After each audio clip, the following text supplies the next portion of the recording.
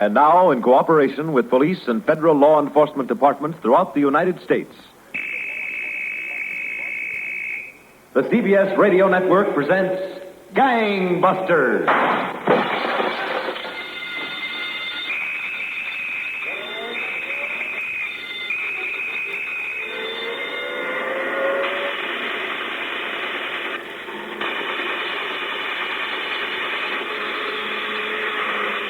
Gangbusters, the only national program that brings you authentic police case histories, has asked Lieutenant Thomas J. McGrath, retired, Chicago Police Department, to narrate by proxy tonight's case.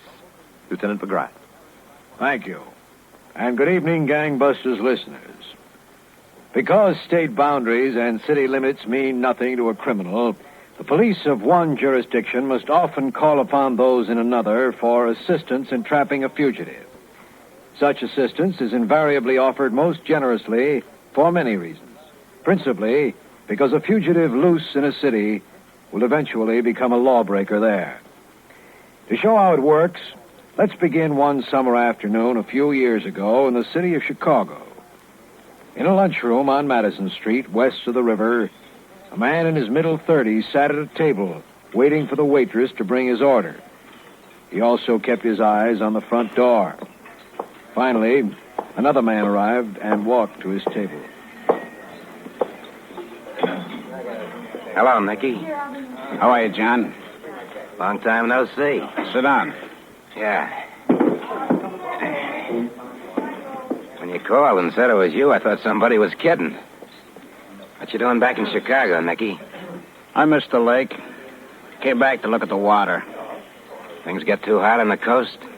Something like that. How you fix for cash? Don't tell me you're giving it away.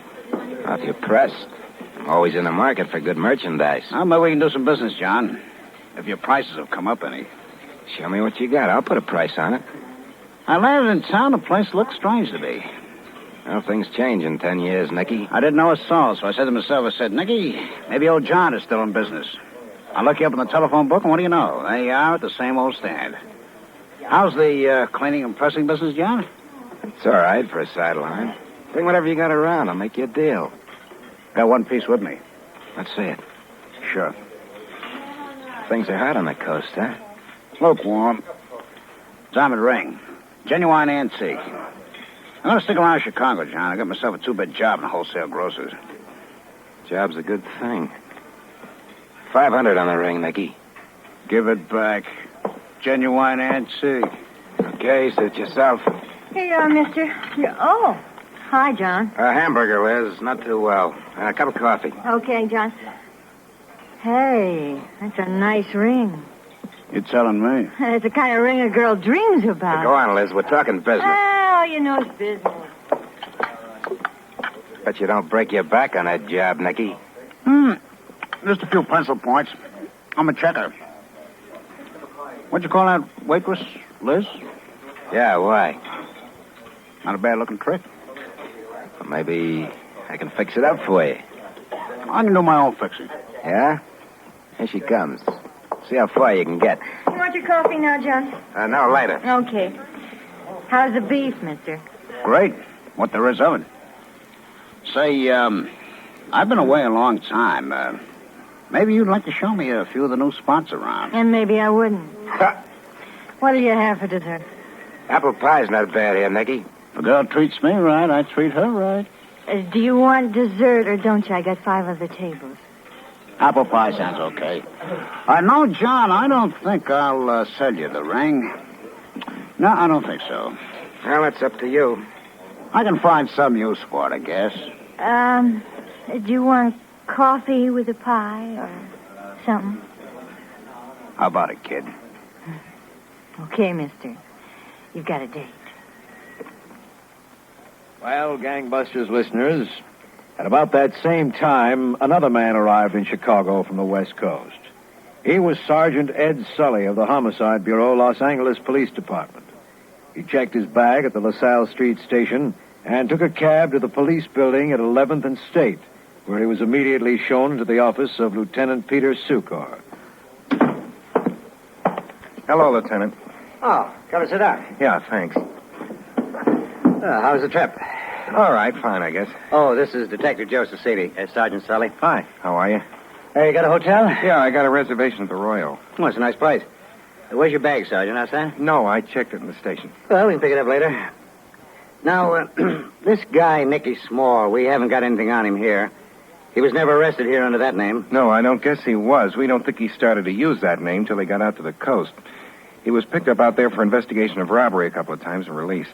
I brought along some mugshots and set of prints on him. Oh, good, good. Saz, send these prints up to the eye and have them checked out, will you? Yeah, sure, Lieutenant. Right away. Well, how long has it been since this Nicky left Chicago? Oh, 8, 9 years. It's a long time. The information we got says that at that time he hung out on Madison Street near the river. It's a lot of territory. And rough territory. Prints are on their way up, Lieutenant. Oh, good. Who'd he kill anyway, this Nicky? Well, he and 3 others tried to shake a restaurant owner. They found his money and beat him to death. Nice boys. We got 3 of them. They told us Nicky originally came from Chicago, and they thought he was headed back here. Well, pretty much of a long shot. In addition to the cash, they took some jewelry. Nicky's part of the jewelry was an antique diamond ring. Oh, yeah, I saw the circular on that. The chief sent the circular along with the letter. What do you think, Saz? We can try. Yeah.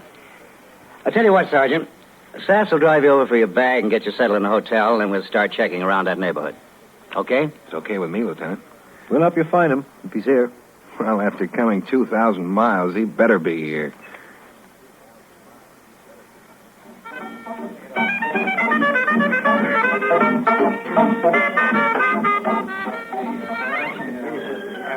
Finish your drink, Liz, baby. There's more where that came from. I don't need any help from you. I can finish it without you putting your arm around me. What kind of a sport are you anyway? Not the kind of sport you think, Nicky. Now, keep your distance. If I'd have known it was going to be like this, I wouldn't have given you a second look in the restaurant. I got a lasso and dragged you out with me. What's the matter, Liz? Don't I appeal to you? In a way, yeah. What do you mean, in a way? You're okay, Nicky, but I wouldn't want you to get the wrong impression. And it ain't no burning romance. You said you wanted a little company. Here I am, company. What are you fishing for, kid? Me? Fishing? I got your tag, baby. The minute I flashed that ring, your eyes popped out. Hey, what do you take me for? I don't blame you, baby. Anybody'd like that ring. But like I told John, I got a use for it. Oh? What do you say, kid? Come here. Stay away from me. Stay away. Oh, okay. In a public place, I never... Well, I was just getting up close to tell you. The ring is for you. For me? Yeah. You don't mean it. Didn't I say it? Nicky. Oh, where is it? Let's see it. Now, you don't think I'd carry a valuable ring like that around with me? No, I guess you wouldn't. When I give a present, I give what suits the lady.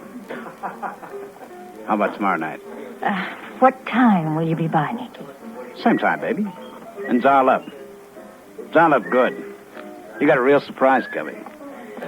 Now, how about that other drink? Well, Nicky, I can't hardly finish this one if you're holding me so tight. But it's nice.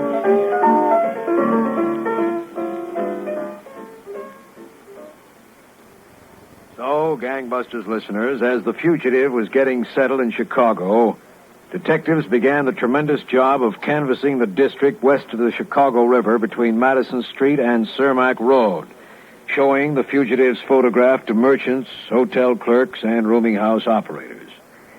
Late the next afternoon, Sergeant Sully and Lieutenant Sucor were walking together down Madison Street. Well, I guess it's pretty hopeless, Lieutenant. Yeah, 8 or 9 years is a long time, Ed. Lieutenant, I can't ask you fellows to waste any more time. The files are full of cases have been cleared because a little time was wasted on them. We'll stick with it here's until we... Cicini. Hello, Lieutenant. Ed? Any luck, Saz? No, not a nibble. I flashed Nicky's picture at every shopkeeper on the side streets all the way down to the park. Oh, they ought to make these sidewalks softer. Well, how about Malloy? He's working the other side. He ought to be along any minute. What do you say, Ed? You willing to call it a day? Sure, Lieutenant. Some of the stores are closing anyway. There's no need of you fellas going any farther with it. I'll cover the rest of the neighborhood myself tomorrow. That's a big order, Ed. We'll stick with you one more day. How about it? You got a deal. Come on, Sass. Let's find Malloy and get out of here. Lieutenant, you got another deal.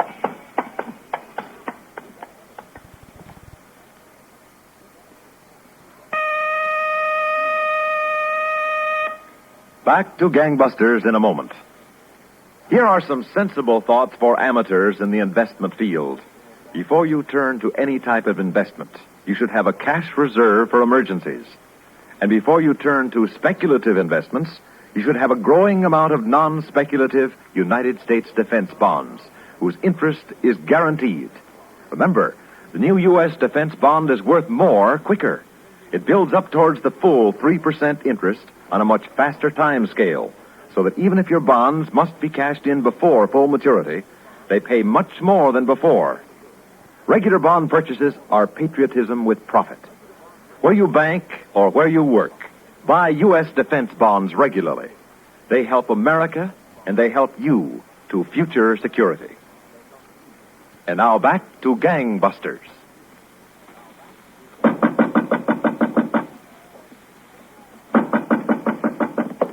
Okay, all right. Hi, Nicky. Come in. Yeah, thanks. Hey, this is not a bad place you got here, Liz. Not bad at all. I call it home. You like my dress? Yeah, it's nice. Well, sit down, Nicky. Make yourself comfortable. Come here, baby. Nicky, I just put my lipstick on. Did you? Nicky, is that package for me? Well, that depends. Oh, honey. What's your lipstick? Who cares for lipstick? Yeah,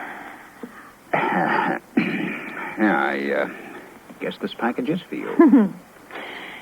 Gee, it's kind of a big package for a ring. Well, I had to do a job of wrapping for something that fitted you so perfectly. I guess you did. Well, go on, open it. Oh, sure.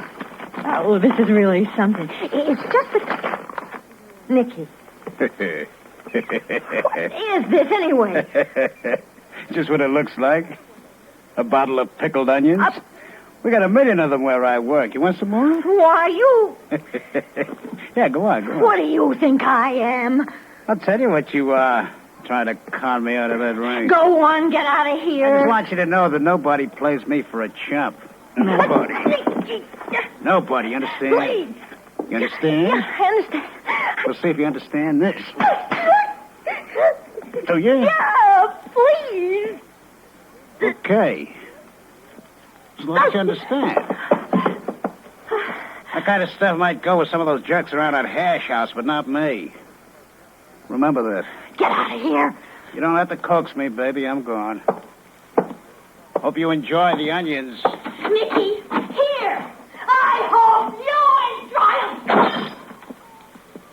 enjoy them. You're lucky, Liz.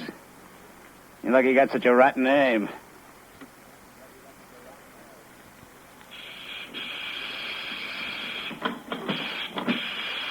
For crying out loud, John, will you stop that pressing and talk business with me? I want to make a deal for this stuff. Look, Nicky, in the first place, nobody asked you to come. In the second place, a customer's coming back for this suit in half an hour. I promised him it'd be pressed. What's more important, the cleaning business or making a deal for this stuff? I got to get back on the job. Somebody's come in out front. It's not that guy for a suit already. How should I know? You wait here. Good afternoon. Something I can do? We're from the police department. Is something the matter? No, we'd just like you to take a look at this picture. Tell us if you know this man. This man? Yeah. Is he a customer? Have you ever seen him around the neighborhood? No. He doesn't look familiar to you? No. Are you the only one who waits on trade here? That's a small business. Who's that in the back you were talking to? Nobody. Just a customer getting his pants pressed. No, I never seen this fella. Come on, Ed. Much obliged to you. So long. And, thanks. It's okay. Anytime. Go ahead, Lieutenant. You. Nicky, you know what that was? Cops. Cops? Yeah, and they flashed your picture. You're kidding. No, I don't kid about this kind of thing. You're hot, Nicky. You better move. Get packed. Get out. All right, okay, I'll move. Stop pressing that suit. They might be hanging around. Yeah.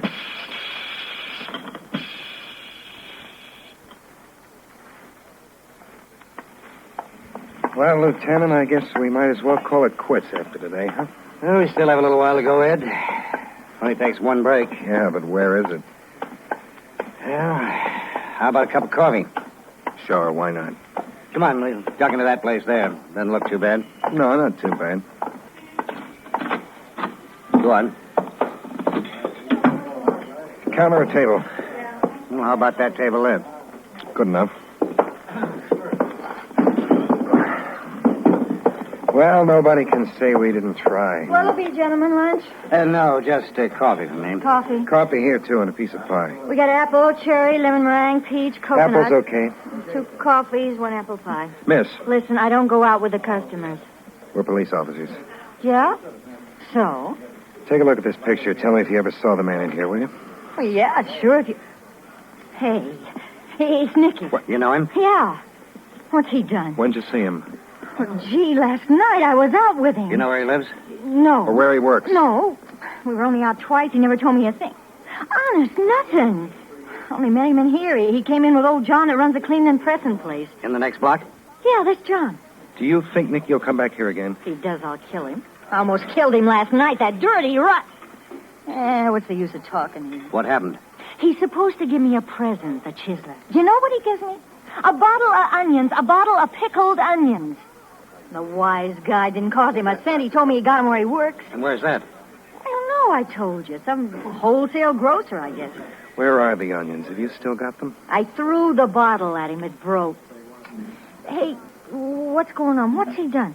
Plenty. I can imagine. What's your name? Liz Truman. No relation. What did he do, anyway? He's wanted for murder. Murder? Yeah. Oh, murder. Brother. All right, Liz. We'll call you when we need you. Go take care of your table. Yeah, murder. Oh, brother. Well, there's your break. Yeah. We ought to start checking all the wholesale grocers around here. Well, the first thing I'd better call in and get 2 men to stake this place out. It's a good idea. He might show back here. What about this John? Well, we'll stake his store out, too. Huh? Feel better, Ed? Yeah. A lot better. We were fishing without even a line. Now at least we've got a hook. We'll come up with a fish, too. Just wait.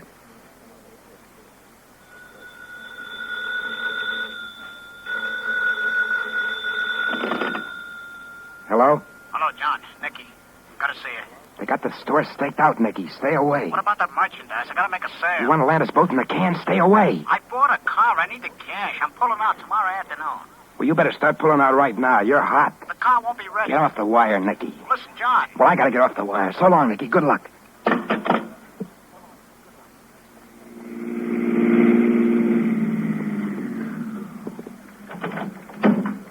Ed. Yeah. Hello, Lieutenant. No sign of him around here. Get in. Yeah. What's doing? Cecily located the place where he works. What? Yeah. It's a wholesale grocer's. That's a break, Lieutenant. I don't know. He didn't show up on the job today. Oh, I knew it was too good to be true. Today's payday, and he's got a week's pay coming. If he thinks we're close to him, he'd be a fool to show up for it. Well, let's play him for being a fool. We'll stake the place out and hope for the best. So, Gangbusters listeners, officers who are working to trap the elusive killer arranged an around-the-clock watch at the wholesale grocery warehouse. The next morning, Lieutenant Sucor and Sergeant Sully, dressed in work clothes, loafed near the entrance to the loft building in which the warehouse was located. Ed, I got a sneaky suspicion this John tipped him off. I hate to say it, but it doesn't much look like he'll show up here or anyplace else in town. Like I said, if he's got any sense, he won't. Well, he seems to be a pretty cute operator. Wait a minute. Look at that guy. Where? He's headed this way. That looks like him. Yeah, some.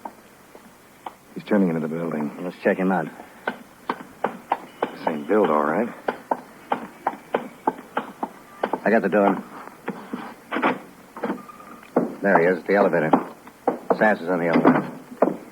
He'll make him, too. Okay. Did you ring it up, pal? Yeah, I rang it.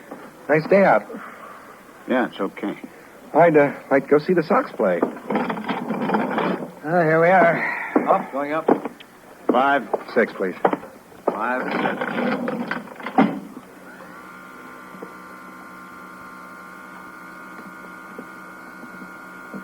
Listen, Nicky. Hey, what's the idea? Stop it, Sass. Yeah. What are you... We're police officers, Nicky. Hold still. Don't move. Now, listen. Don't move, I said. Nothing on him. What'd you expect to find? Okay, Sass. Take it down. Yeah. Hey, what's the idea? I just come to collect my pay. I'm a working I'm man. going to collect a lot more, Nicky. Back in Los Angeles. Oh. That. Yeah, that. It's a rap for murder.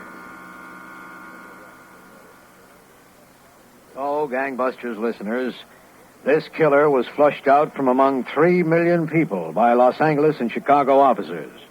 He was returned to Los Angeles and placed on trial for murder with his confederates in the crime. All were found guilty and are now serving maximum sentences of life imprisonment in various California institutions. Thank you, Lieutenant Thomas J. McGrath.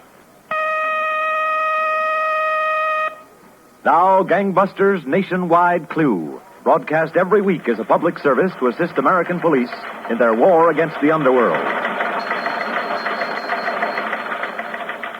Attention all citizens. Be on the alert for John Othello Evans, wanted by the FBI for unlawful flight to avoid confinement for the crime of robbery. Listen carefully to his official description. Age 33. 5 feet 8 inches. 150 pounds.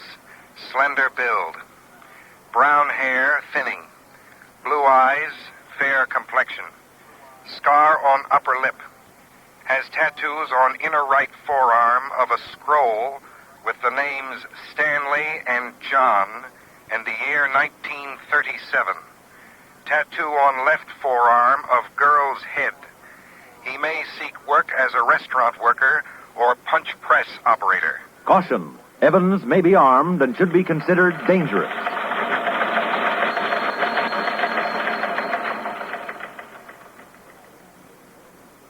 If you have any information concerning this clue, notify your local police, the nearest office of the Federal Bureau of Investigation, or Gangbusters at once. Tonight's Gangbusters case was dramatized by Stanley Niss and directed by Leonard L. Bass, with Ralph Bell, Joe Julian, and M.C. Strickland in leading roles. The entire production was supervised for CBS Radio by John Ives. Stuart Metz speaking.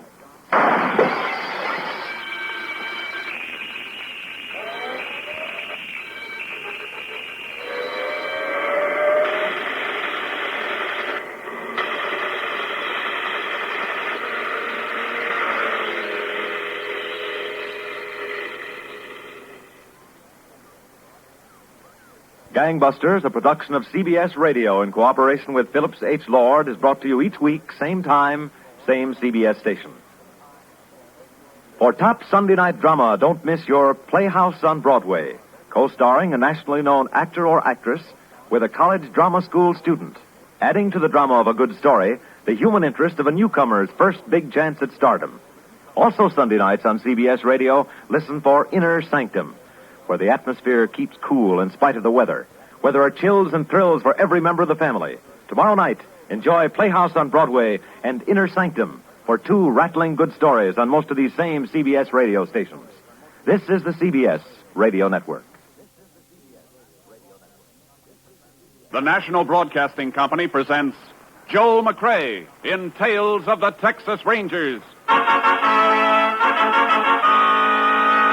Tonight, transcribed from Hollywood, another authentic reenactment of a case from the files of the Texas Rangers.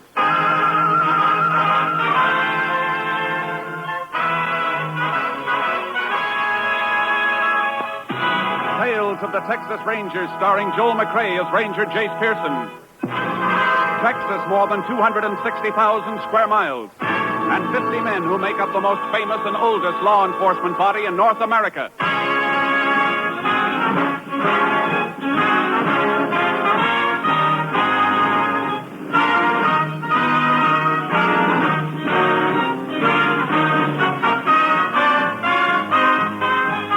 Now, from the files of the Texas Rangers come these stories based on facts. Only names, dates, and places are fictitious for obvious reasons.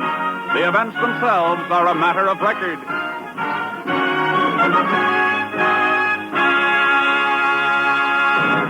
Case for tonight, hanging by a thread.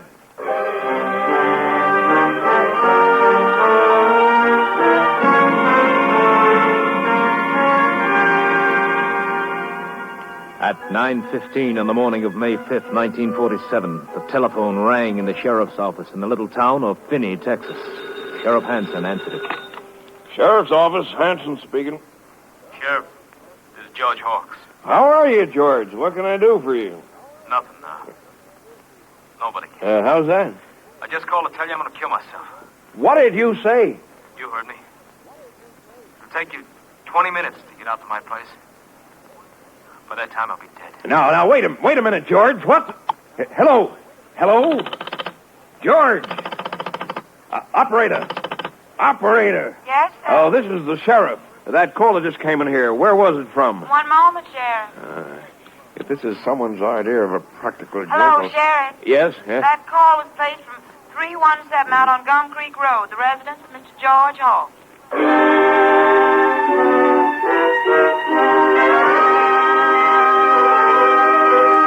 The sheriff raced out to the Hawks Ranch and found George Hawks dead, hanging in the barn. Then he made another discovery which prompted him to put in a call to the Texas Rangers. Ranger Jace Pearson was assigned to the case and drove to the Hawks Ranch to meet Sheriff Hanson.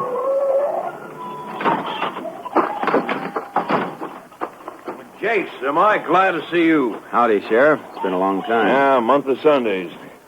Now, I hope I didn't call you down here for nothing, Jace, but this looks mighty fishy to me. So I want you to take a look at the body. Hasn't been taken down yet? No, I put in a call to the coroner, but he was out somewhere. I left a message for him to come out here as soon as they could locate him. How'd you find out about the body, Sheriff?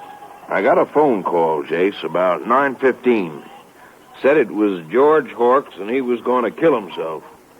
I thought maybe it was some jokers, so I traced the call. And? It came from here, all right. So I drove out fast as I could, but George was dead. Hanging by the neck in the barn. No pulse. Body still warm. Sheriff, I know you didn't call me down here to investigate a routine suicide. What's the catch? Well, I'm getting to that. Come in the barn. This is just the way he was when I found him. You notice that's a wire he's hanging from, not a rope. Yeah. Cut off the clothesline, probably. How'd you know? Guessed. I saw the clothesline had been cut, part of it dragging on the ground in the yard.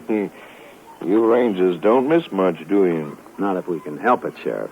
Well, I want to show you something I found. Look at this, right under the body. It's an oil drum. Right. And the exact position I found it in, on its side.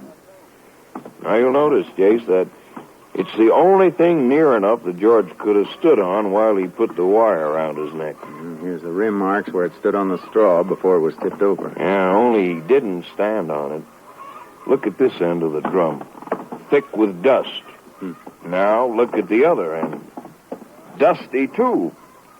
Jace, there's not a sign of a footprint on either end of this oil drum. You're right, Sheriff. He couldn't have climbed up in the loft and jumped, or that wire would have taken his head off. Yeah, that's what I figured, and that's why I called you. What about fingerprints? No, couldn't find any, just a few smears. What does it spell to you, Jace? Just one word, and an unpleasant one. Murder.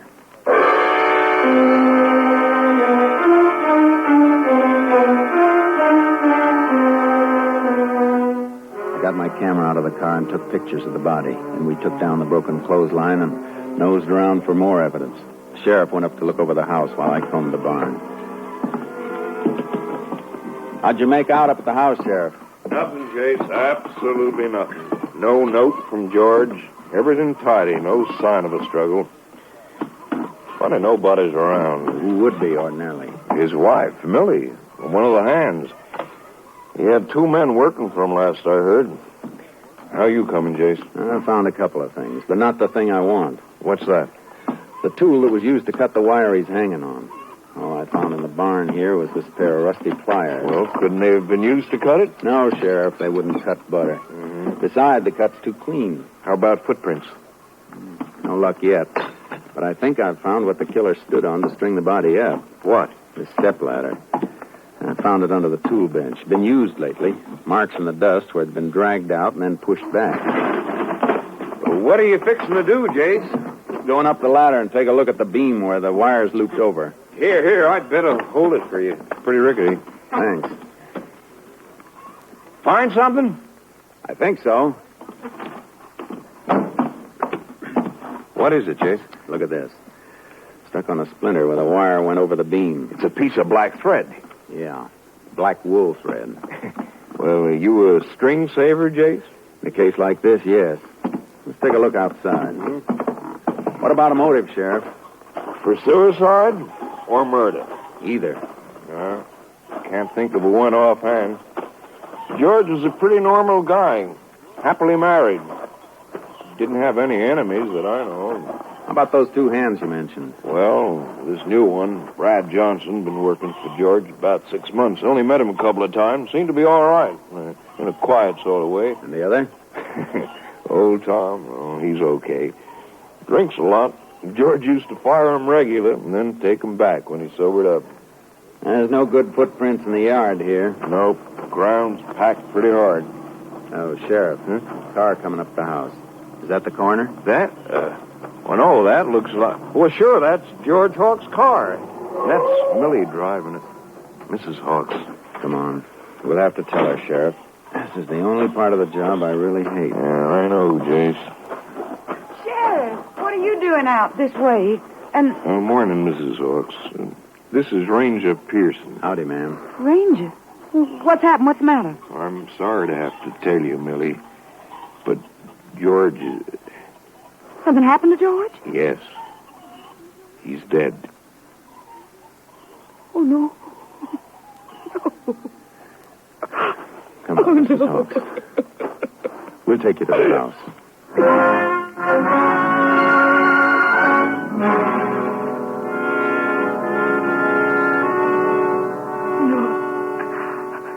I can't believe he'd do it. Mrs. Hawks, when did you last see your husband? Just a few hours ago at breakfast. How did he appear at breakfast? I mean, was anything wrong? Was he upset about anything? Well, yes, there was a big fight at breakfast. I never seen George get so mad. A fight? Between you and your husband? Well, all four of us went on it. Old Tom and Brad was there, too. They're the hired hands. How did it start? I cooked breakfast for the four of us, like I always do. Old Tom was late, so we started to eat. When we were about through, old Tom came staggering in. He was half drunk. Again, huh? Yes, Sheriff, again. Then he and George had this big row, and George fired him for being drunk. Go on. Old Tom was fighting mad. He gets mean when he's been drinking. Started making all kinds of wild accusations. What kind of accusations, Mrs. Hawks? Lies, Ranger. All of them lies. He said he wouldn't have been drunk if Brad hadn't bought liquor for him. Brad?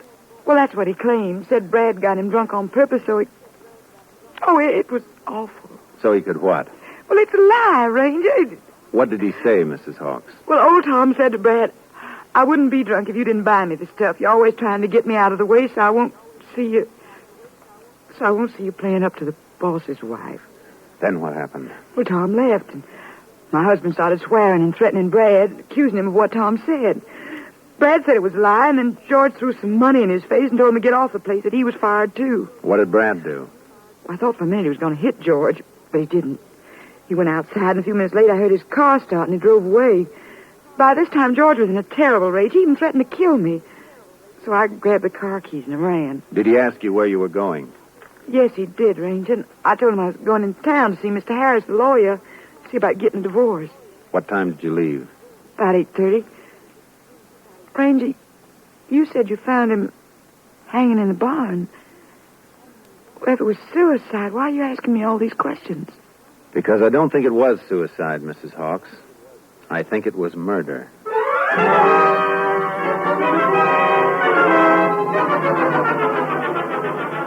After the coroner and the doctor arrived, the sheriff borrowed a horse from the corral. I got charcoal out of the trailer, and we headed for Tom's shack up in the hills. There it is, Jace.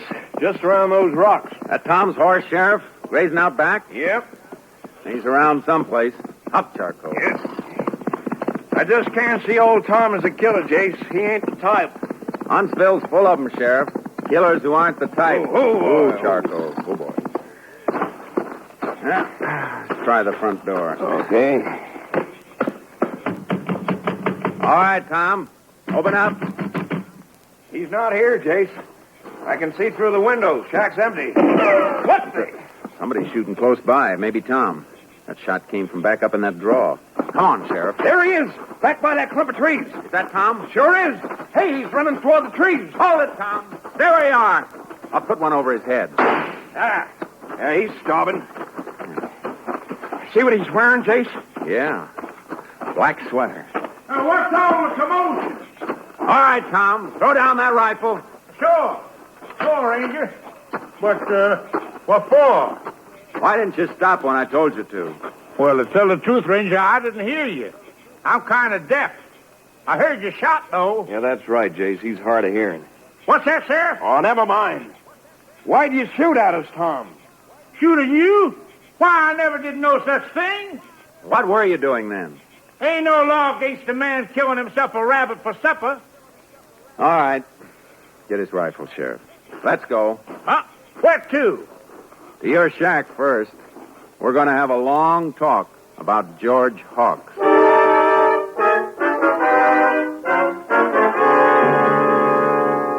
I tell you, Ranger, I didn't know George was dead until you told me a minute ago. What call would I have to kill him? If he was killed, he was my friend. You don't seem very clear about what happened this morning, Tom. Well, I was a bit foggy. I had me a couple of nips. But I do remember George getting mad and firing me. What happened after that? Well, I took a few more out of the bottle in my saddlebag.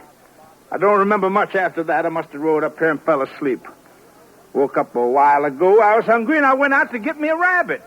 Tell me, Tom, do you often draw a blank when you've been drinking? Do I what, Ranger? Have a blank space. Do things you don't remember anything about later. Oh, I suppose I have once or twice. Hey, wait a minute. I didn't do it. I couldn't have killed George. He was my friend. These your wire cutters on the table, Tom? Oh, yeah, they are. I'll take them. And I think you'd better come along to town with us.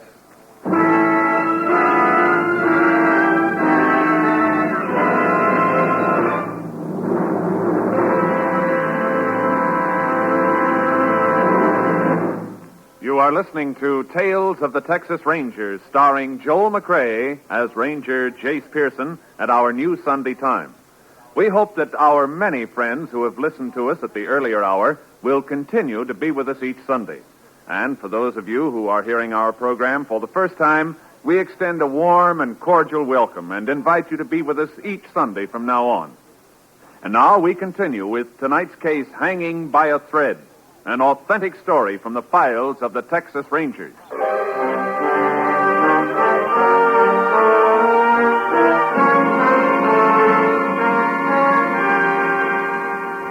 The finger was pointing straight at Tom. When we got back to the Hawks Ranch, there was a man in the back lot feeding the hogs. It was Brad Johnson, the third witness at the breakfast fight. While the sheriff took Tom into town, I got Brad's version of what happened. And then he threw the money in my face, Ranger. $30. Told me I was fired. I wanted to hit him, but I didn't. Then what, Brad? Then I got my duffel bag, threw it in my car, and drove off. Where'd you go? To Finney. Drove around town for a few minutes, and then I went to the White Spot Cafe and had a cup of coffee. What time was this? When I was in the cafe?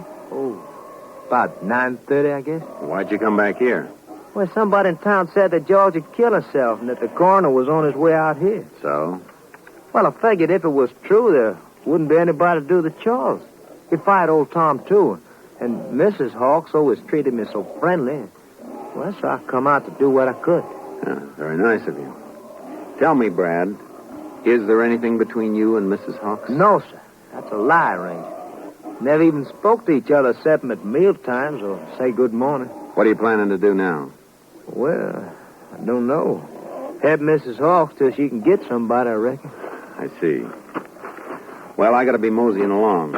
Oh, don't leave town without letting me know. Oh, I won't, Ranger. I'll be around.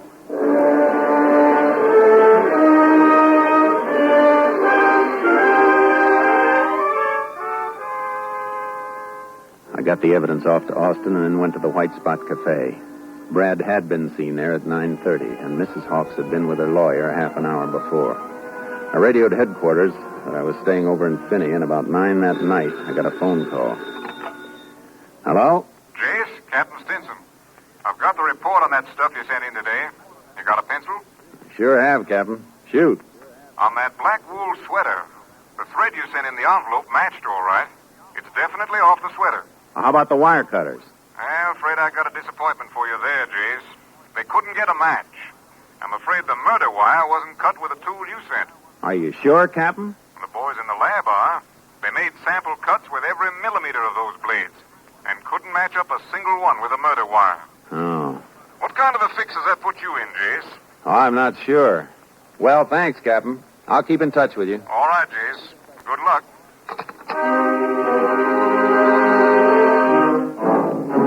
I was going to need more than luck. Things were really getting tangled up. It was about 4 a.m. when I finally dozed off trying to dope it out.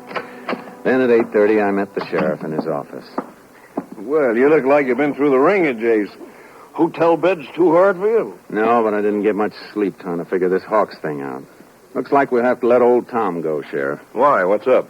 The lab says Tom's cutters didn't cut that wire. They didn't? No.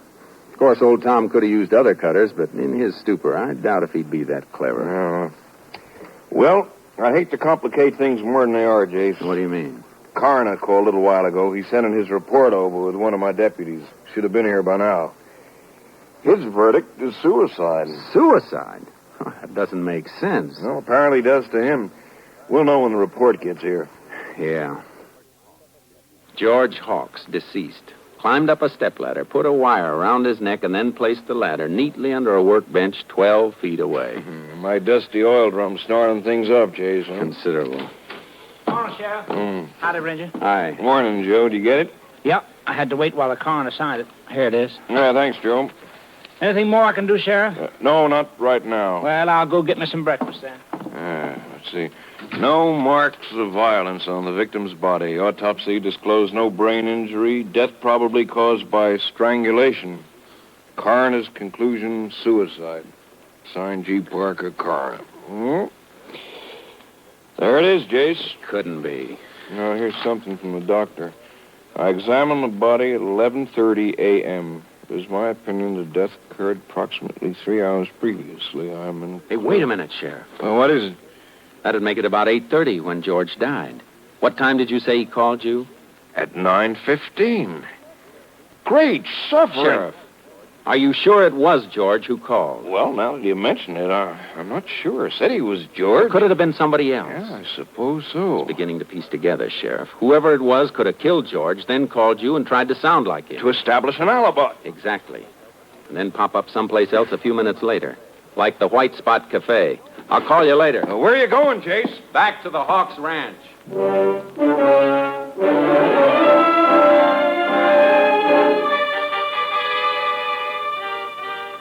When I pulled up to the ranch, Brad Johnson was running water into the big trough near the barn. Well, hi, Ranger. What brings you out this way? I want to talk to Mrs. Hawks. We're releasing Tom. Coroner's report came in a few minutes ago. Suicide. Is she around? Why, sure, she's up the house. Okay. Oh, I just happened to think. Charcoal, my horse here in the trailer, hasn't had a square meal since I left headquarters yesterday. Is there some hay around that I could give him? Why, sure, Ranger. Some fresh bales just inside the barn there, help yourself. Thanks. I'll be glad to pay for it. No, forget it. I'm sure Mrs. Hawks wouldn't mind. Oh, have you got something to open one with? Why, sure. Here. Here's my cutters.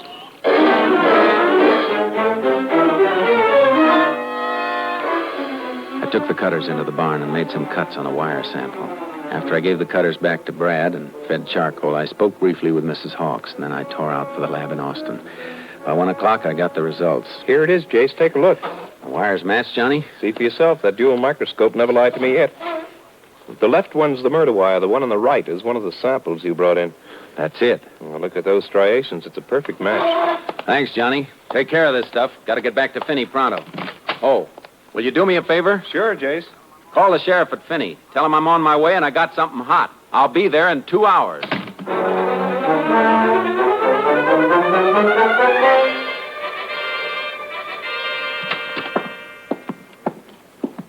Well, Jace, you sure made good time. What'd you find out? We got positive proof the murder wire was cut with Brad Johnson's cutters. Brad's?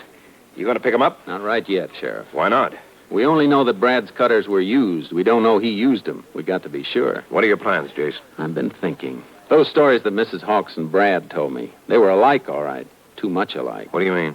A couple of times they used the exact phrases. Mm-hmm. What about Tom and the black thread? We'll keep an eye on him, but I think he's clean. He could have caught his sleeve on that beam doing anything, pitching hay or anything. Yeah, he could have.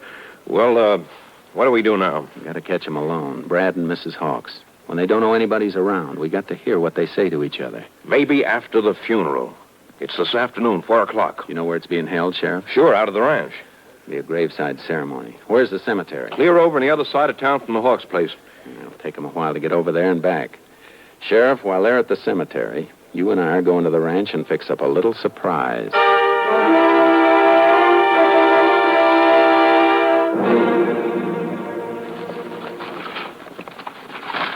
There.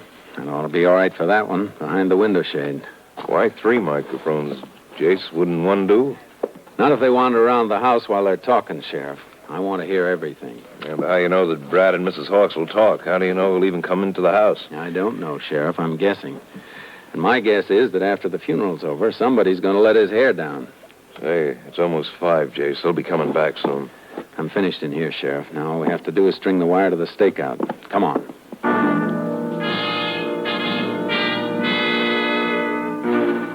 We'd hidden my car in a lane down the road and set up our equipment in a clump of trees close to the house. 3 neighbors' cars drove up, then Brad's. We watched him as he fed the stock. About sundown, the last of the guests left the house.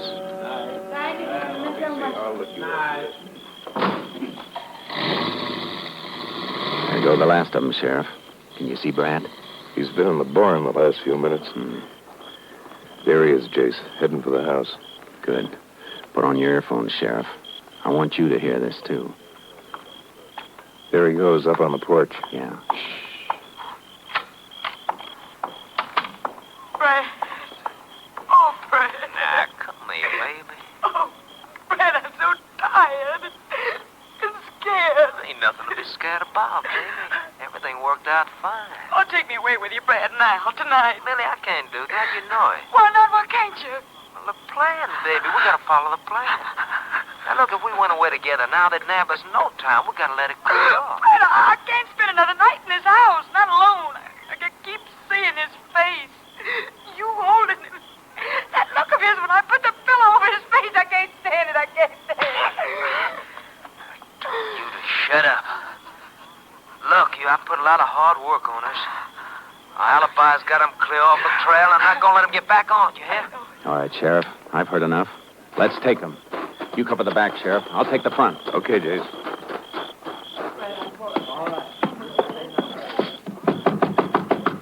All right, in there. Open up. Ranger Pearson, open up.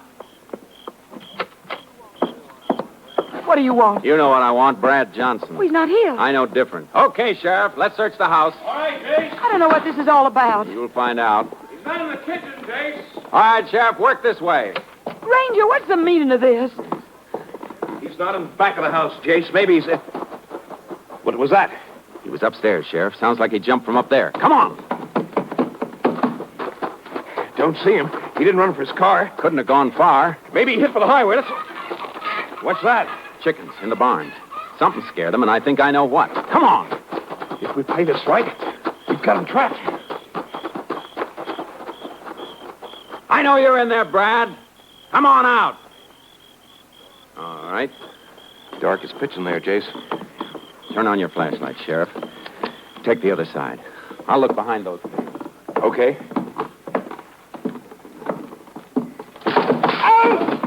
What is it, Sheriff? Pitchfork! Threw it from the loft. He hit me. You hurt bad? Don't think so. My shoulder. Here, give me your flashlight, Sheriff. All right, Brad. I'm coming up. No, don't come up. I'm coming down. Come out where we can see you then. With your hands up. Jace, he's jumping. Look out!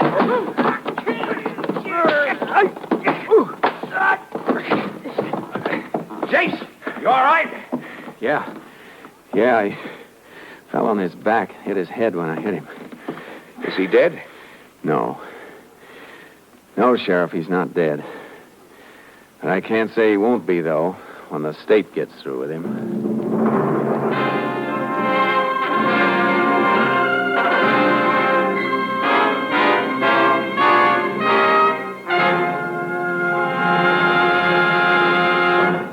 After Mildred Hawks turned state's witness, Brad Johnson confessed to the murder of his employer.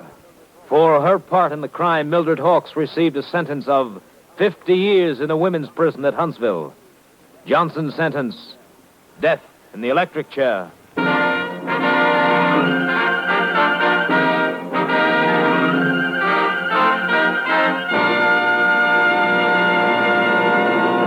And now, here again is the star of our show, Joel McCrea. While most of the mail that comes to us here at Tales of the Texas Rangers is written by grown-ups, the youngsters have their questions, too.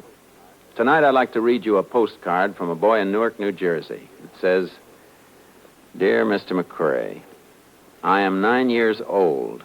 Me and my friend Tony was talking about being Texas Rangers when we grow up. How do you go about getting that job? Your friend, Tommy Cook. Well, Tommy, a lot of people have asked us that same question recently, and I guess maybe it's high time for us to tell them. First, a ranger has to serve at least 10 years as an outstanding police officer. Then he may compete with others for the job. If he's selected, he works under the wing of a ranger captain for at least 6 months, and then he's put out in the field with other seasoned rangers for a year and a half. By this time, he is, or he isn't, a true Texas Ranger. And Tommy, your card's being sent to Colonel Homer Garrison, Jr., Chief of the Texas Rangers. Good luck. Good night. Next week, Joel McCrea in another authentic reenactment of a case from the files of the Texas Rangers.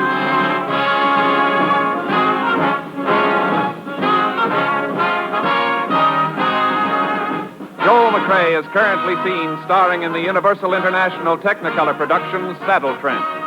Tonight's cast included Tony Barrett, Byron Kane, Betty Lou Gerson, Jeff Corey, and Wally Mayer. This story was transcribed and adapted by Andrew McBroom, and the program was produced and directed by Stacy Keach. This is Hal Gibney speaking.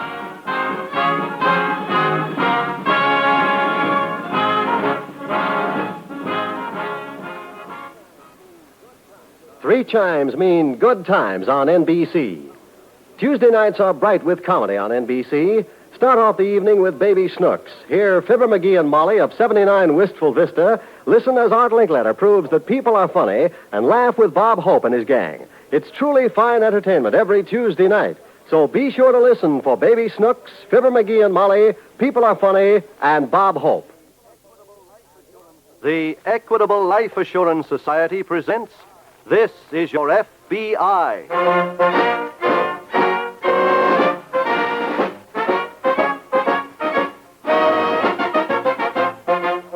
This is Your FBI, the official broadcast from the files of the Federal Bureau of Investigation, presented as a public service by the Equitable Life Assurance Society of the United States and the Equitable Society's representative in your community.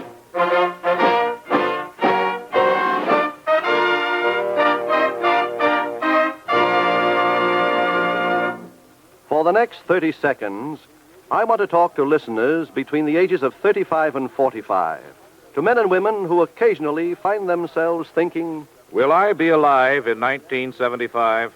Well, the answer is that a good many million of you will be alive in 75. In that year, this country will have 20 million people over 65, and that's twice as many as we have today.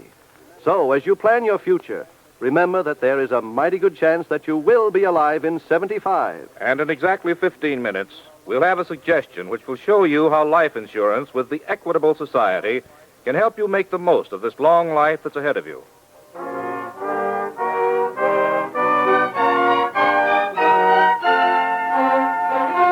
Tonight's FBI file, The Fugitive Pirate.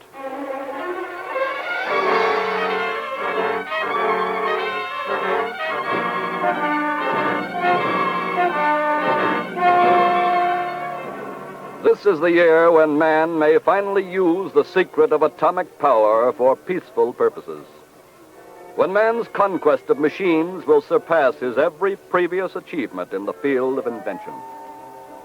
But while some men are delving into the scientific unknown, there are others who are still plying their same old selfish trade, benefiting no one but themselves.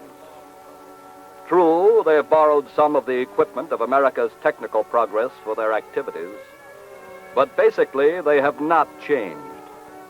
Their motives are as primitive as the jungle. These people are criminals.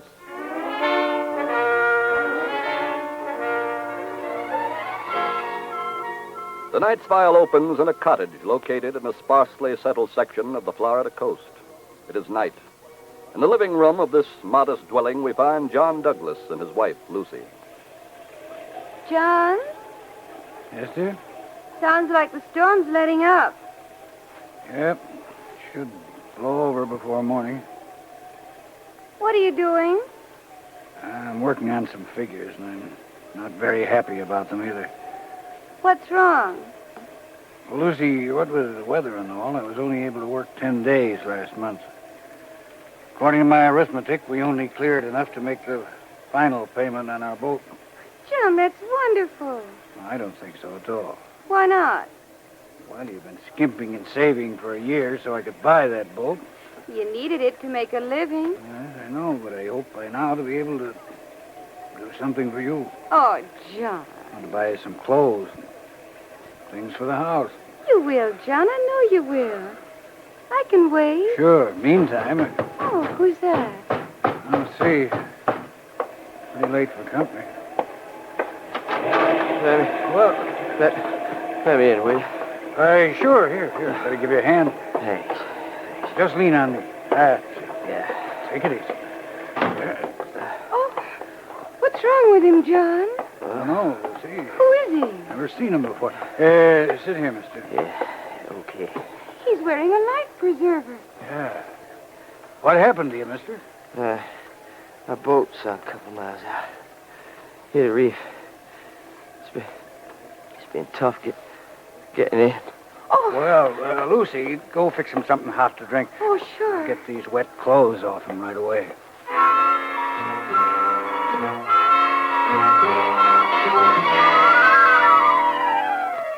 That same evening, at an FBI field office some 20 miles away, Special Agent Jim Taylor is seated at a typewriter just finishing a report. Jim, have you seen Mr. Barton? Oh, yes, Mark. He's down at police headquarters. I found a message at home for me to report here at once. This is my night off. It was. You've been assigned to work with me. Something big? Yes. Jewel robbery at one of the largest estates on Bayfront Drive. Have you been out there? Just came back. What's our angle? The two men who did the job posed as FBI agents. Oh. What are the details? Well, a family named Claremont was giving a big party tonight. Yeah? Two men dressed in dinner clothes presented fake credentials. They asked to see Mrs. Claremont alone. I see. She took them into the library. One of the men threatened her with a gun, forced her to hand over her jewels. She was then bound and gagged, and the men ran out. How much were the jewels worth? Over $50,000. When was the robbery discovered? About 5 minutes after the men left. But by that time, the thieves had made a clean getaway. They stole a car belonging to one of the guests. Any further word on them? Yes, the car was just found abandoned at a dock about 3 miles from the house. Who turned that up? Local police. Oh. They also found a witness who saw two men get out of the car and into a boat alongside of the dock. Stole a boat, too, huh? No, the witnesses said they seemed to know their way around it. Evidently, it belonged to them. They drove off in it? Yes. Witness caught the name of the boat, however. It was the Sea Maid Second. I imagine you've already alerted the coastal authorities to be on the lookout. That's right. Have you got a description of the two men? Yes, I've already put it out on the teletype. Well, what do we do now? Just hope that we get a quick report on that boat.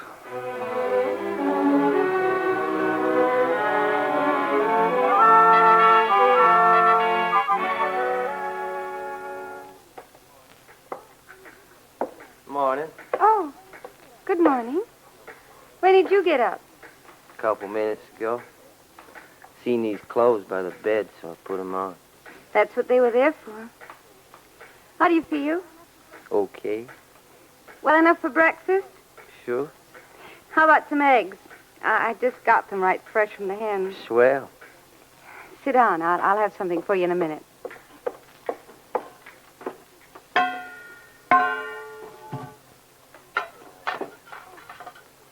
Can I watch? Oh. If you like. Where's the fellow that was here last night? My husband? Is that what he is? Yes. Kind of old for you, ain't He went to the store. He'll be right back. he? I see. What do you folks do here? My husband has a boat. He dives for sponges. You mean he dives with one of them helmets and suits? Yes. Well, that's good to know. That you, John? Yes, Lucy. I'm out here in the kitchen. How about that stranger? Is he up? Oh. Morning. Good morning. How you feeling? Okay now. Lucy cooking up some breakfast, is Yeah, she? yeah. Well, that should put you right back on top. Sure. Guess you'll excuse me now. I gotta get down to my boat. Wait, I'll walk a ways with you. Have got time, man? Go ahead. Just holler for him, Lucy. All right. Go ahead. Right. Mister? Douglas is the name. John Douglas. Oh. Mr. Douglas, your wife tells me you're a diver. That's right. Got all your equipment there in the boat? Yes. Then I got a proposition for you. Just listen to this.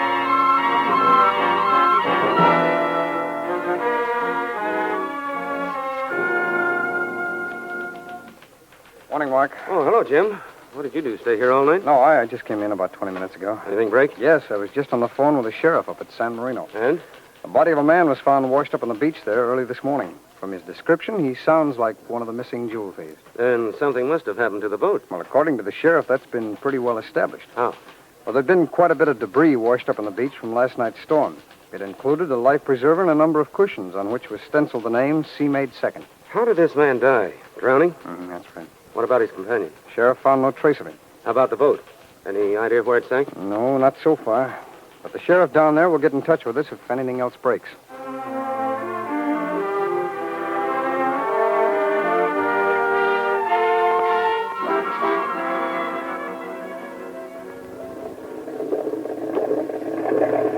How we doing, Mr. Douglas? Well, we should be getting near that reef. That is, if you remember the position right. Look, I told you there was a buoy no more than 100 feet from where the boat sank. I heard the bell ringing. Well, he'll soon be there then. Okay. I think I'll go below, see if your wife will rustle me a little food. Yeah, go ahead.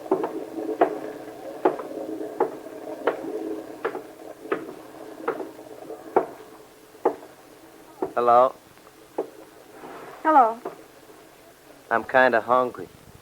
There's some sandwiches. Help yourself. Okay. We'll be getting there soon. Ain't you excited? Why? Why? There's over $50,000 worth of jewels in that boat. The deal I made with your husband, half of that goes to him and you. I know. And you still ain't excited? No. Why not? Something wrong with this whole thing. I already told you I was working on a boat. There were jewels in that boat. The owner ran it on a reef and it sank. According to the laws of the sea, if we salvage the jewels, they belong to us. What happened to the owner? When we went down, I lost track. I still wish we'd never agreed to come. Okay. Got anything to drink? There's some water in that jug. Oh. You know something? You know what's the matter with you? You just don't like nothing. Guess that's what comes from hooking up with an old guy. You get mixed up, scared. That's not true. What you need, sweetheart, is a young guy. Now look. Hey, come up on deck. We're near the boys. Okay. See you later, honey.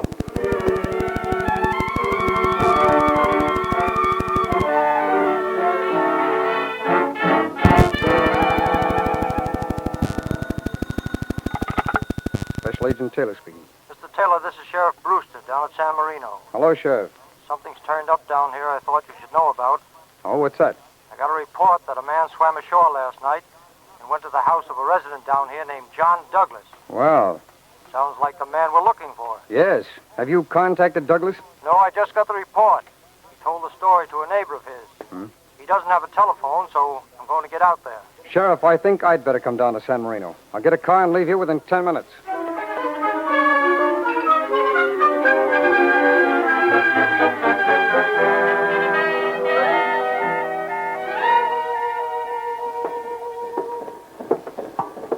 What's the story on your husband? Huh? Did he talk to you? Yes, just a few seconds ago. What'd he say? He's down about 40 feet walking along the reef. Oh, did he find anything? Yes, John. I've located the boat. Good. Did he find the boat? Yes. Fine. I'm on deck. Going down into the cabin now. Right. What's he saying? Tell me, will you? He's going down into the cabin. Good. He shouldn't have no trouble from now on. The jewels are in a bag right under one of the bunks. I hope he remembers that. He will. Want a cigarette? No, thanks. You don't like me much, do you? No. Why? I don't trust you. No, that ain't the real reason. You're just scared to like me. Lucy, Yes, John. found the jewels. I'm coming up. Very well. What you saying? He found the jewel. He's coming up. Swell. Start the winch. Okay. Will it take him long to come up? No. Then that don't give us much time, does it? For what? For getting us straightened out. Look, I think we should settle something once and for all. What? You seem to have worked out an idea that because my husband is an older man and you're young, that makes you more attractive to me. Well, you're wrong. All wrong.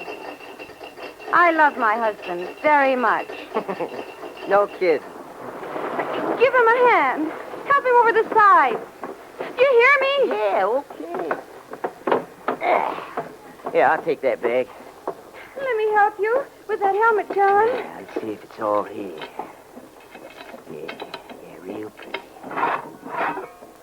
There you are, John. Ah, thanks. Nice work, mister. Oh, it wasn't hard.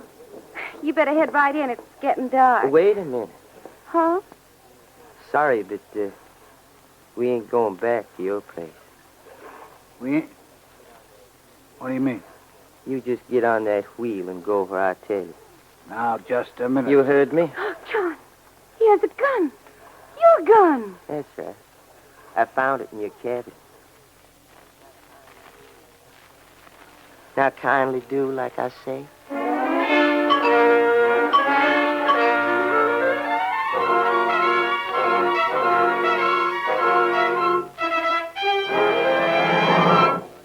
We will return in just a moment to tonight's file, which shows how your FBI helps provide security for your country. Now, let's talk briefly about security for those who want to be independent as they grow older. Wonderful idea, Mr. Cross, but what am I going to use for money?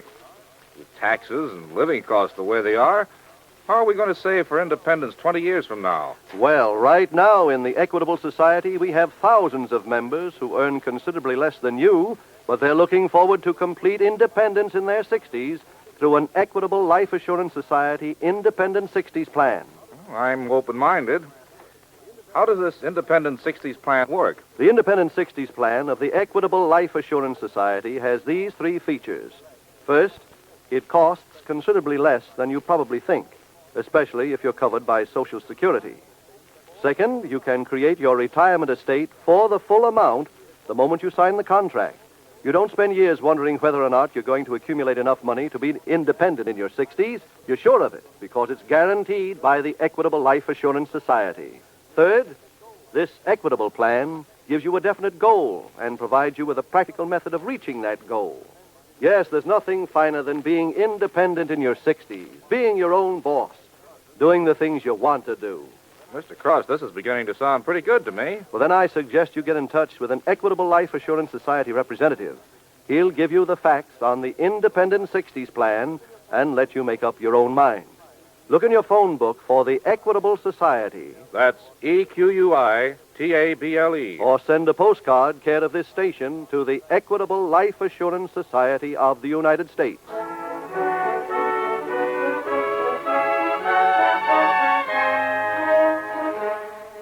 And now back to the FBI file, The Fugitive Pirate.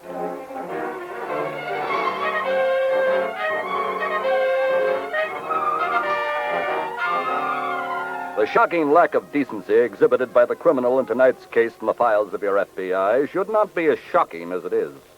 For it should be understood that in order to be a criminal, you must develop a new sense of morals, a different set of rules by which you live your life. No longer are you interested in doing unto others as you would have them do unto you. No longer do you care about the poverty and hunger that attack other people. For in the mind of the criminal, there are no other people worth thinking about. The criminal lives for himself. And in his depraved mind, there are no values beyond those that serve his petty personal needs. That is why you must do whatever you possibly can to end the wave of crime. For only one set of morals can survive, yours or his.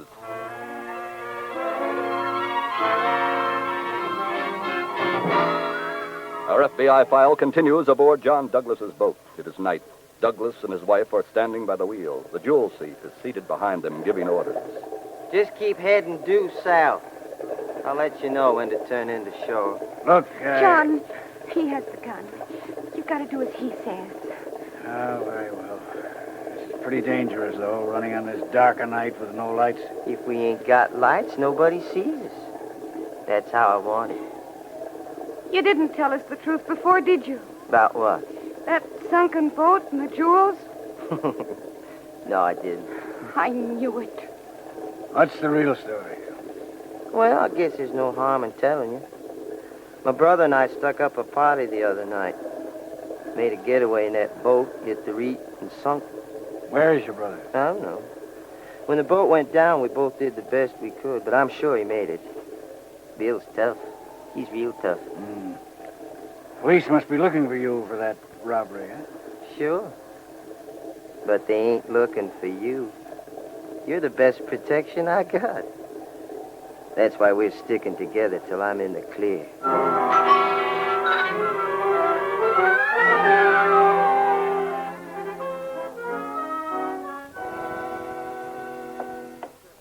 Hello, Sheriff. Hello. I'm Jim Taylor. Oh, hello there, Jim. I've been waiting for you. Sit down. Thanks. I got quite a bit to report. Oh? Been out to see this man, Douglas? Yes, but I arrived too late. What do you mean? Well, a neighbor told me that Douglas, his wife, and the man we're looking for, they all put out to sea in Douglas's boat early this morning. And haven't returned yet? No. I think I got the motive for their going, too. Oh, what's it? Well, Douglas is a professional diver, and he has full equipment. I see. Now, if the jewel thief's boat did sink, which certainly seems logical... The thief enlisted the diver's aid to recover the jewels. You're right. Oh, did you get a description of Douglas's boat? Yes, I've already sent out an alarm on it. Good. Oh, is anyone out at Douglas's house waiting for the boat's return? Yes, I left 2 deputies out there. Oh, by the way. Yes? I found these pants in his cabin. Huh? They obviously belong to the thief. Oh, may I see them, please? Sure, here. Tuxedo pants. There's a label in the waistband. Oh, yes. French and Company. They rent tuxedos. Yes, I know. Their shop is just around the corner from our office. Well, I've called them already. The store didn't answer, but I've got French's home phone number. And? Well, he was out to a movie. Wasn't expected home until midnight. Midnight, huh? Let's see. It's 10:15 now. Mm-hmm. Sheriff, this could be a valuable lead. We might find out from Mr. French who the 2 thieves were. I think I'll drive back to town.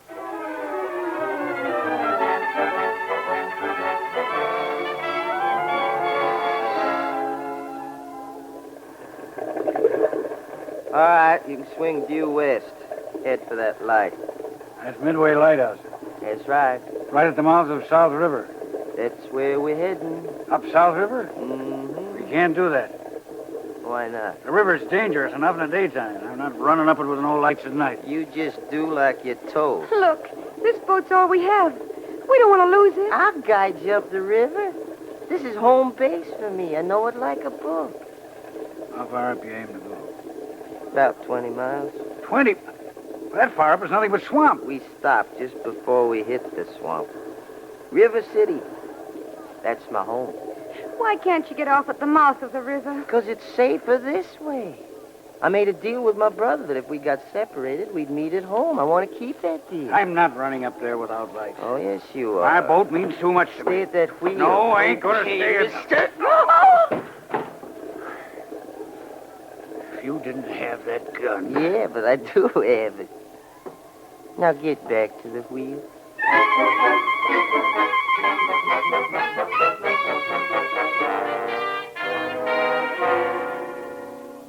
Jim. Yes, Mark?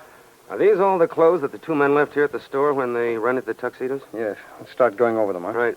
You take that suit, I'll take this one. Okay. What about hats? They didn't wear any. Didn't wear any neckties either. Both these suits are pretty well worn. Oh. And there's nothing in the jacket pockets. Nothing in this one either. Oh, here's the label. It was bought at Rand Brothers here in town. Yes, so is this one. That doesn't give us much, though. Both suits must be, 4 or 5 years old. Yeah. And Rand Brothers do too big a business to remember any individual customers. Any dry cleaning marks in yours? No, I don't see any. Well, let's look at the trousers. Okay. Well, Mr. French gave me a pretty good description of the men. Had he ever seen them before? No, but he said they looked enough alike to be brothers. Nothing in these pants pockets. No dry cleaning marks. I've drawn a blank here, too. No. Here's the underwear and socks. Look for laundry marks. Right. Well, Mr. French did say one thing that might be important. What's that? Both men looked and talked as if they came from back in the swamp country. I see. These things must have been home laundered. There's no laundry marks. No, I haven't got any either. Let's take a look at the shoes. Okay. Here. Thanks. This pair was bought at a shoe store in River City. So are these. Hey, wait a minute. What? That pair you have, are they mates? Yeah. Are both soles worn? Yes, why? Here, take a look at these. The sole on one of them is practically new. Say, that's strange. Yes. None of the witnesses said anything about either man being crippled or that they'd limp. I know. Mark, I've got a hunch. Let's get to a phone.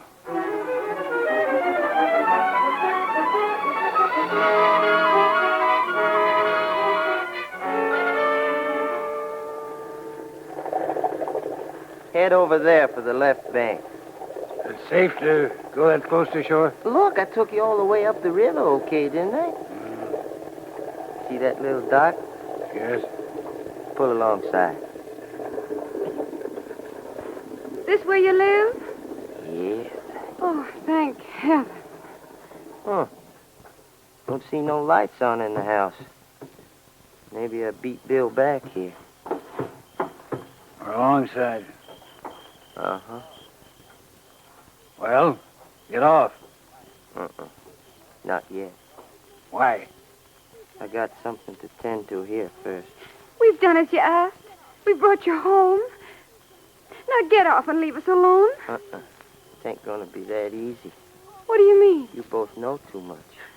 All we know is that we want to get away from here. Sorry, but I gotta make sure you keep quiet. What are you talking about?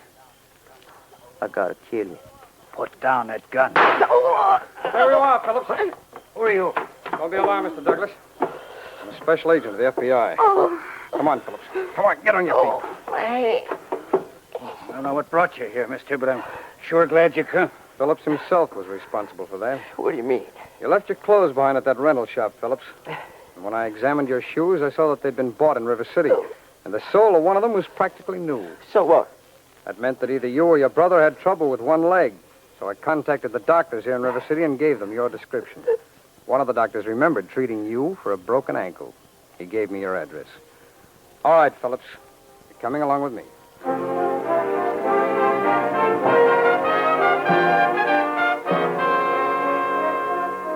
Charles, alias Chuck Phillips, was sentenced by a federal court to serve 5 years for impersonating a federal agent.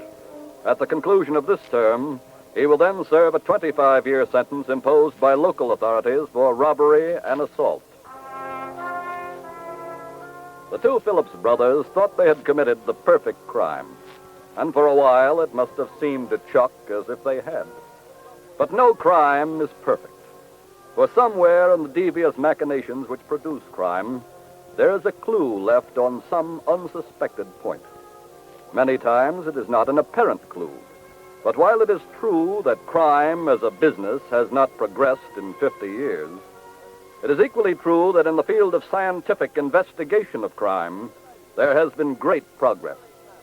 In tonight's case, for instance, the very manner in which a shoe had been worn was the undoing of a criminal who had planned very carefully. But that small clue was turned into the criminal's capture by superior knowledge of a special agent. Superior knowledge he had received as part of his training as a member of your FBI.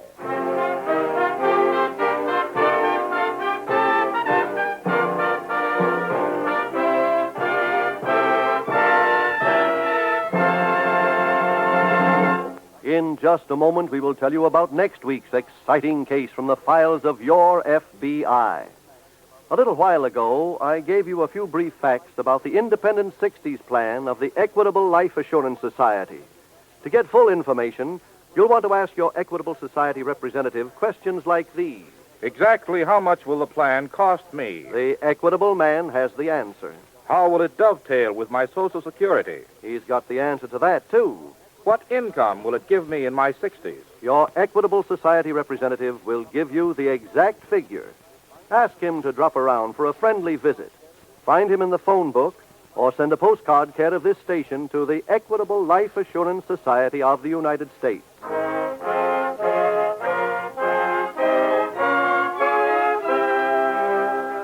Next week, we will bring you another colorful story from the files of the Federal Bureau of Investigation, The Vicious Shakedown.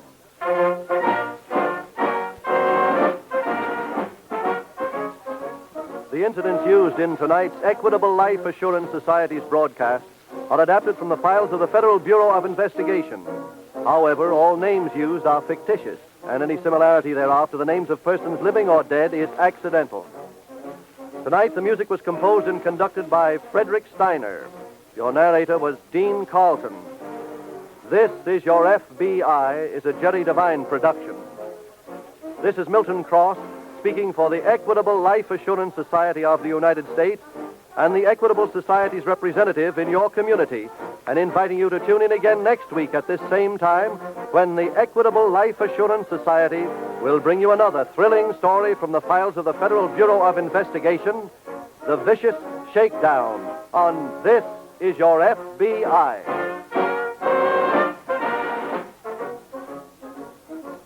This is ABC, the American Broadcasting Company.